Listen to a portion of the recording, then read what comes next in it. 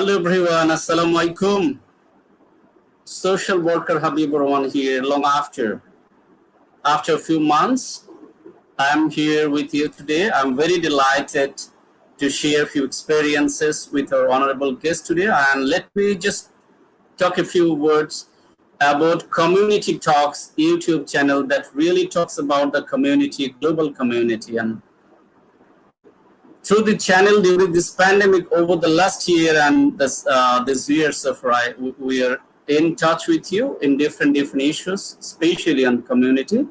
And today we are very delighted to invite Mr. Matt Perelstein, who is the founder and CEO eq4peace.org USA. Matt, welcome you today on this Community Talks platform. Thank you, Habib. Great to be here. Great subject. Great. Actually, this is kind of community dialogue, Matt. And before coming to your introduction, just let me share a few words with you about this platform. Actually, this is Community Talks YouTube channel. As a social worker, my passion is to share community thoughts, people's thought, actually community happenings, works, and sentiment of the people around the world through this platform. And I think do share and care is the best practices really to keep people happy and healthy. So you will be very happy to know that through this platform, last month, April 3 to 6, we have had a fourth international conference really that was organized by Community Social Work Practice and Development Foundation. Actually, that I lead personally with my team. I'm the founding president of that organization, and Community Tech Talks is my brainchild. Today's topic is, it's from my heart really. I do appreciate about the topic, emotional intelligence and career. So far I know you are the master, global master of emotional intelligence. So I'm very, very excited to hear from you. So this is your turn. May I request you to speak about you a few words and situation of COVID, stress among the people, right? Turmoil condition in your country and your experience within 2 or 3 minutes, as our time is 30 minutes today. So Matt, again, welcome you, please. Okay, well, as you know, the COVID situation is horrible, especially for you guys. In the United States, we're kind of opening back up again. A lot of people have had vaccinations, and there's a lot of push to get the money back going again and get people open again. So in a couple weeks, we're opening back up completely here, which is very surprising to me, but the effect of it has been pretty horrible on a lot of people in Asia and in the United States emotionally. Being cut off from people and being locked down into your home is one of the worst things that we do to people, is to put them in a room by themselves, right? We call it, in prison, we call it solitary confinement. In COVID's, it's called lockdown, but it's been very, very rough on folks. And so a lot of people now are realizing how important it is to be in charge of our thoughts and our feelings. Kind of, that's what we're left with, just alone. We're just left with ourselves. And when we don't understand how to deal with our inner world, it can get ugly, get very ugly inside our head and our heart, get very ugly. And people are depressed and anxious and afraid, obviously very, very afraid, in insecurity and not knowing what's going to happen is really doesn't work well in our brain, doesn't go well at all. On one way, emotional intelligence is skyrocketing right now, so that's good for me, kind of, but it's because it's so bad, so that's not a good thing. So anyway, it's become a big subject, an important subject, and I'm glad to be in this place where I can share. Thank you for having me, so we can share some about how to deal with our inner world. It's very, very, very important, as you know, as a social worker. So social work is, in my opinion, one of the hardest jobs there is emotionally. Helping people with their problems, not necessarily being able to do that much about it, but trying so hard. There's a lot of pain involved. That's why you got called in the first place. And there's only so much we can do, and watching people do the same problems over and over again, and not being able to reach out and make a difference is a very difficult job. I have a lot of friends who are social workers, and it's a very difficult job. And I commend you for trying to make it useful, make it viable, make it as powerful as you can. So, should I keep talking, or are you going to come back on, or I can talk all day long about emotional intelligence if you want me to.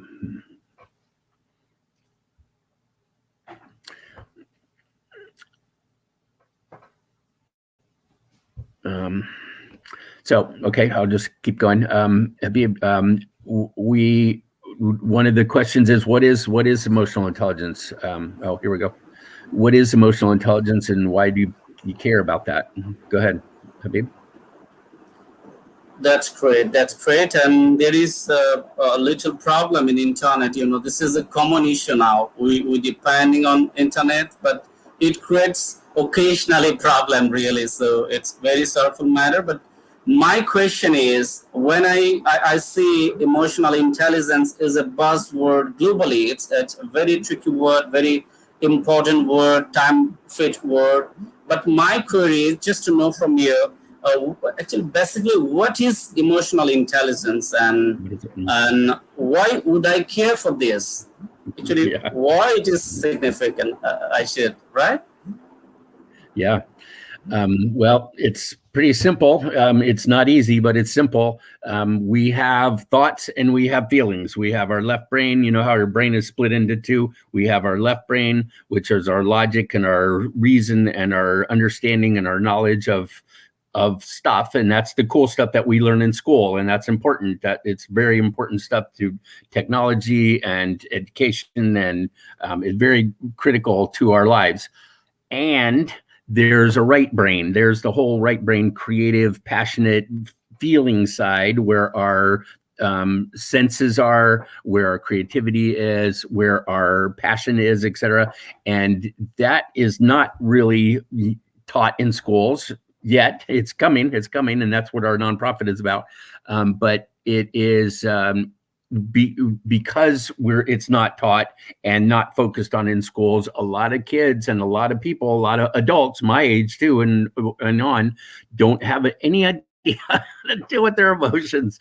When I first got into this, I was like, oh my, I realized that I had no idea how to deal with my emotions, and that it was causing all kinds of commotion in me. And then I also realized that nobody else does either. And so I'm like, hey, you guys, this is really, really important. This is super important stuff. It's just intelligence. It's a knowledge. It's an understanding of how to deal with our inner world, with our thoughts and our feelings. It's a form of intelligence. So it's not a thing. It's just it's a knowledge. And once you get it, you're like, oh, okay. A lot of people are like, oh. So it's how to be smart with your heart, how to be smart with your feelings, basically.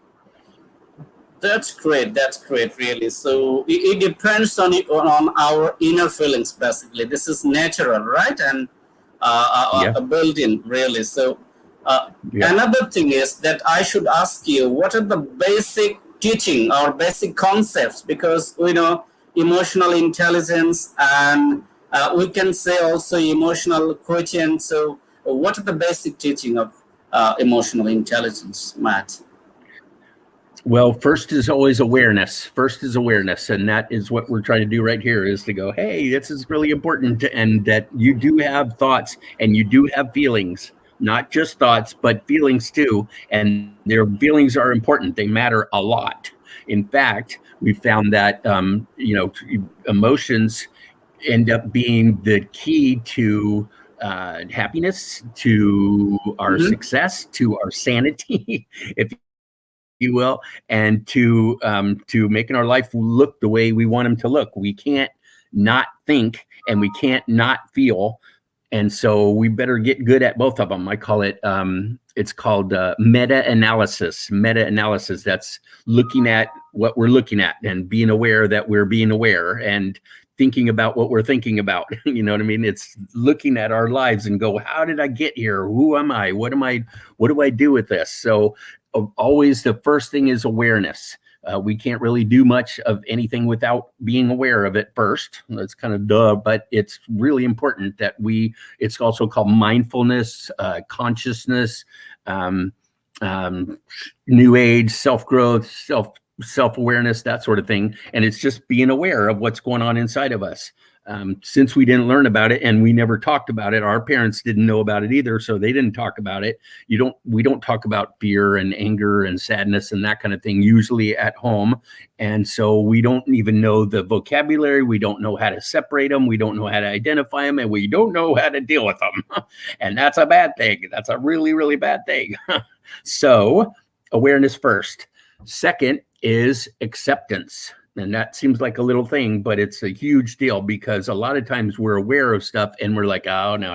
And there's a big denial thing, and we minimize it and we try to avoid it and all kinds of yucky stuff like that. Or we go, oh, I guess I'm afraid, or, oh, I guess I'm angry.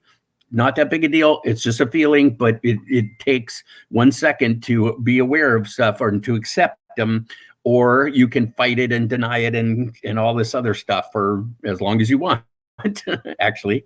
So awareness first and then acceptance. So that means, okay, I'm feeling something, and okay, I'm feeling it. Okay. And then third is action. Awareness, acceptance, action. AAA. The action is, okay, now that I know and I'm okay with it, what am I going to do about it? What am I going to do with it? Now I have a feeling, what am I going to do about it or with it? And those are very different, by the way.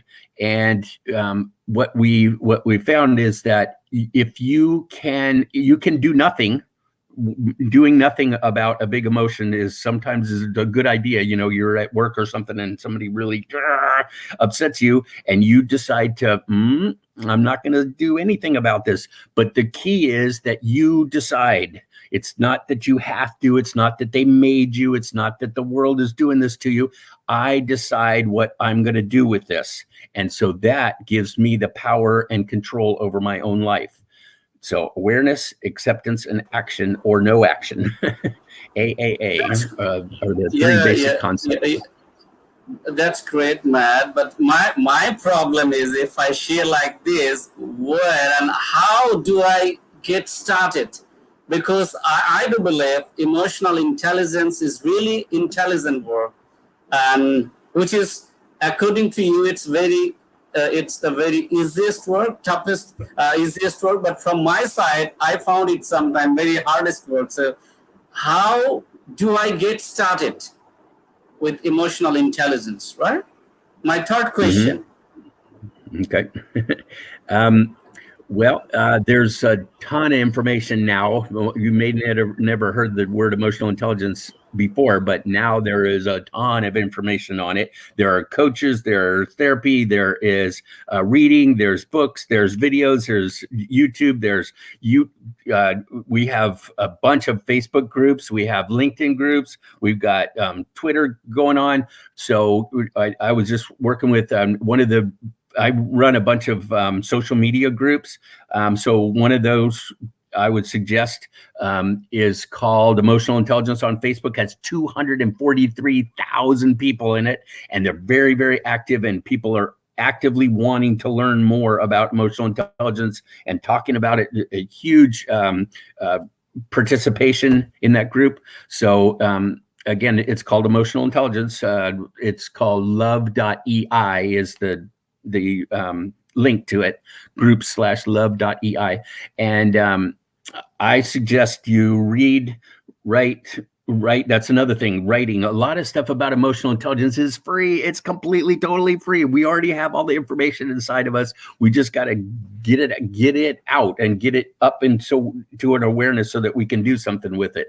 So first thing I like to tell people is, you want to really get started, close your eyes, close your mouth, stop talking, and go inside and look and ask yourself, what are you feeling? What am I feeling? What am I thinking? And this is really important, that our thoughts are push on our feelings. Our thoughts kind of create our feelings. They don't actually, but they have a lot to do with it. If you think you're safe, or you think you are a good person, or you think you're a bad person, that kind of thing, you're going to have completely different feelings than if you think something else. So your thoughts push at your feelings. And so be aware of your thoughts and how they affect your feelings. But like I said, there's a ton of information. I can put some stuff in the chat. I wrote a book on it. It's mostly about, it's a culmination of all kinds of stuff going on in the world, and emotional intelligence. So go look, Google it, Google it. That's how you get started. Google it. That's great. So Google is such a place where everything really we can get right from that. So my fourth question is, actually I just wrote down the question, what should I ask you, right? That was, but you were a ocean-like person, relevant with emotional intelligence. So definitely after the session, in few more sessions, I will invite you. So far I'm planning, if possible. My fourth question for today is, where do I learn more and how do I keep it going? Not only learning, after that, how can I or can we keep it going? Because, we learn something today, tomorrow we forget. Tomorrow we will change our direction of life. That is basic problem that I feel. So what is your suggestion, Matt, for that, how we can keep it going? The biggest thing that we found, there's a study, there's a whole bunch of research on this too. I hadn't mentioned that. There's a whole bunch of research now on emotional intelligence. By the way, we call emotional intelligence EQ. It seems like it'd be EI, but we call it EQ because it's IQ. A lot of people get that. Okay, my left brain, I know what IQ is, but I don't know what EQ is. But you need both, and the key is to balance them. So not to be just thinking or just feeling, because if they get out of balance, neither of them works well. You want them to be even. Does it make sense, and does it feel good or feel right? So left brain, right brain, thoughts and feelings. Is it make sense, and does it feel good? So that's the balance. Not if it's just feels good but it doesn't make any sense, don't do it. If right, usually, or if it makes perfect sense but it feels awful, probably don't do that either. Anyway, to keep it going. Oh, I was going to say one of the longest longitudinal research study that I know of was 90 years. It's still going at Harvard. And it's Harvard people that went to Harvard, and they're studying these guys and watching them as they go. And they're trying to find out, after 90 years, what is the most important thing that you guys have learned in your life? What is it that is most important to happiness, success, sanity, like I was saying before? And you know what it is? One word: connection. And another thing that's been awful with the COVID thing is disconnecting and having people not be able to be together. So to keep things going, you connect with other people who are on the same path as you. Find other people, like in those groups, LinkedIn, Facebook, etc., a friend, a family member, anybody who is interested in learning about themselves, and try to do it together. That seems to be the most powerful way to keep learning and to keep growing and to stay connected, which is super important. Reach out and talk to somebody. We get to be together and in different ways, and now you can do it through Zoom or whatever. You can do it online, but of course it's better in person if you can do it. But if you can't, then, still do it, still stay connected. And that's up to you. That's you. One of the other things, sorry, I'll pause here, but one of the other biggest things about emotional intelligence is emotional responsibility, I call it, which means that my thoughts and my feelings are mine. Nobody did it to me. Nobody made me angry. Nobody makes you angry. Nobody makes you angry. Nobody hurts your feelings. They do what they do. But whether I get angry about that or whether I get hurt about that, that's up to me. And so I get to be in charge of what's happening inside of me. Stuff happens outside, but then it comes inside. Now it's mine. And now I get to be in charge of that. So one of the big things is that we can be responsible for our own stuff, and we are responsible to stay connected, and we are responsible for our own growth. So. That's good, Matt. You might know I'm a faculty of social work. Always I just suggest my students that stay connected. Connectivity is productivity. Connection is very, very important, which Very, definitely very. might increase your self-awareness, self-consciousness, right? It might help Mhm. you to grow up, to grow in career. And today, after your discussion, I have another question. But before coming to that question, that I learned, which is actually you are sharing us, that is emotional intelligence, that is otherwise we know that is emotional quotient or EQ, is the ability to understand of somebody or use good sense, personal sense, or manage my own emotions in positive way, or to relieve stress, right? Stress, mental stress, communicate effectively, emphasize with others, overcome challenge and diffuse conflicts. So many attributes, really. And then you mentioned the whole world is connected with emotional intelligence. My last question in today's session is, as our topic is emotional intelligence and career success, for my viewers, for my friends, for my colleagues, for my students, upcoming graduates, my question is how we can match emotional intelligence and success and career, which is a vital question now this time. So your time is 6 minutes for this Okay. question, how we can match this with career. Okay. Well, we do school, work, and home. EQ affects us everywhere, right? School, work, and home, but work is a huge part of it. Communication, intention, teamwork. Teamwork is huge. Very, very, very, very few jobs are you working by yourself completely. So you got to be able to communicate, and you got to be able to get along with people. If you know that your feelings, know that other people are in their feelings too. There, you can understand them and know that they're important to them, just like yours are to you. So it's a huge part of communication, intention, commitment, understanding, success, pushing yourself, discipline, all that, customer service, listening to people. Just shut up and listen to people for a while. That's part of, you controlling yourself. You keep your mouth shut for a minute so that they can talk, and so that they can feel heard. And then they are like, oh, okay. And then you can have a connection and you can have communication. So, a lot of the companies now, a lot of the bigger companies, Oracle and Google and HP and those guys are don't even bother testing for IQ. They're testing for EQ. Can you get along? What do you do with failure? How do you handle discipline? How do you handle a boss above you and people below you? How do you handle teamwork? Can you connect? On and on and on. It's a huge part of your career in getting the job. Actually, they say IQ is good for getting a job. EQ you will keep the job or get promoted is with EQ. And there's a ton of research on that now. And emotional safety, it turns out, is one of the biggest criteria for successful teams at work. It's emotional safety, that's allowing people to feel and be who they are and come up with new ideas and even fail and then fix it. And then, what can we do different? How can we do this better next time? That kind of thing.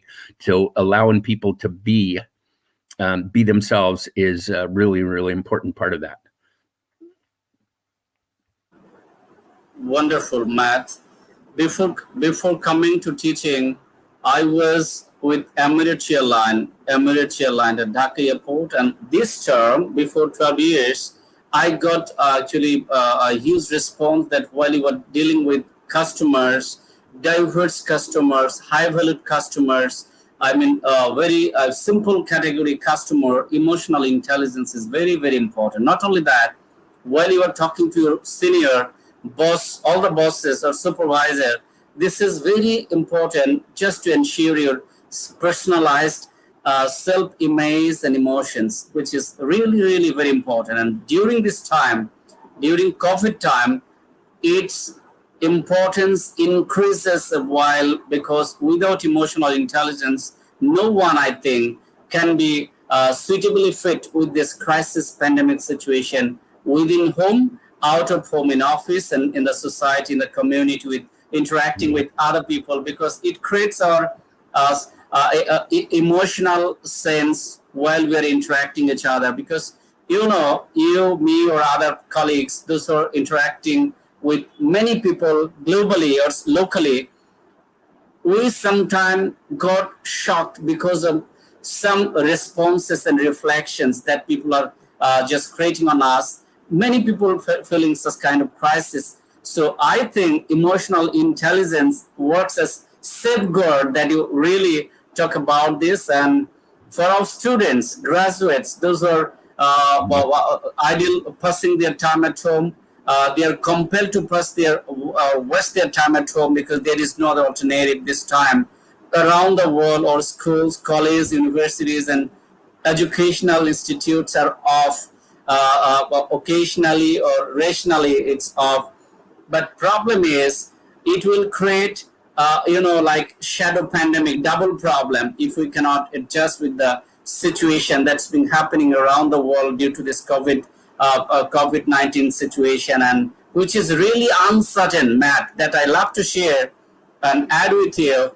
Such kind of crisis creates more crisis in human life, because it has a huge uncertainty. Nobody knows when it will be finished, or it will be finally